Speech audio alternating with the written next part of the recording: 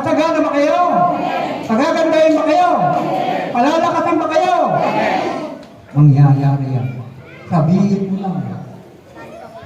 Liwanag ba? Huwag mong tatawagin yung mga anak mo, demonyo. Huwag yung tatawagin demonyo ang inyong mga anak. Bakit? Kasi kapag ang anak mo, demonyo, ano ka? Demonyo! Kanina pa nagpapagay yan. Hindi ba alam ba? Oo. Siyempre, kung yung anak mo, demonyo, yung kakay ano? Demonyo rin!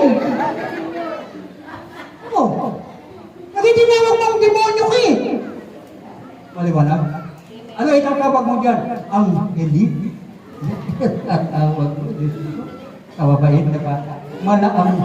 Ito mo naman dyan. Kaya ako, 5 na lang ipin. Ako'y pabata na ako. Kita niyo.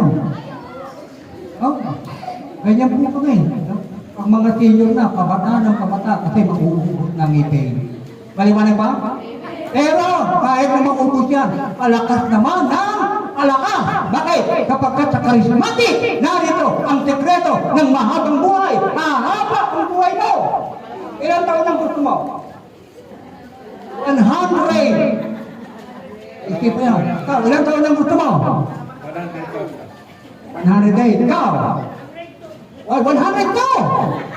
Parang may isang medyo. Ikaw? Ano haba ang buhay dito? Yan ang ituturo namin sa inyo. Okay ba? Tuturo namin sa inyo paano kayo gagaling. Ituturo namin sa inyo kung paano mahaba ang inyong buhay. At sa susunod na seminar, pwede po kayong umatin ulit. Ito po sa ano? Sa Rizal Door. No? Magsama pa kayo! Magsama kayo lahat! No? Ito, dagdagan ko pa to kahit mga 10 ganyan. Walang problema. Maliwanag ba? 5 seminar. Pwede kayong bumalik, pabalik-balik, 5. Nakahanda po ang ating hapagkainan na kayo po ay pakainin ni Amang. Pakakainin pa tayo? Pakakainin pa tayo? Bigay! Babala ng salot. Tandaan niyo po ito. Nagbibigay na po kami ng babala. Yung bomba nuklear, kailangan na po natin ipagdasal. Kapag nangyari po na nagkaroon ng malawakang digmaan sa buong daigdig at tayo po ay binomba rito, mawawalan po tayo ng pagkain, walang tubig, walang ilaw, walang internet. Wala na po. Wala na rin trabaho. Tawa niyo? Kaya lahat tayo ay magiging magsasaka na. Sa loob ng 1,000 taon o 100 taon, sa loob ng 100 taon, wala po tayong magandang kinabukasan. Yan po ang mangyayari.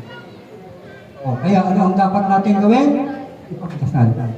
Tutulungan po namin kayo, sama-sama tayong magdarasal. Ituturo namin sa inyo ang mga mabisang dasal para tayo ay dinggin ng ating Panginoon.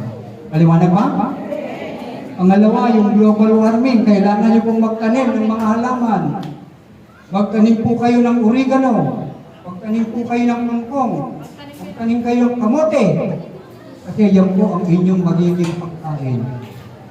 Magtanim kayo ng gabi.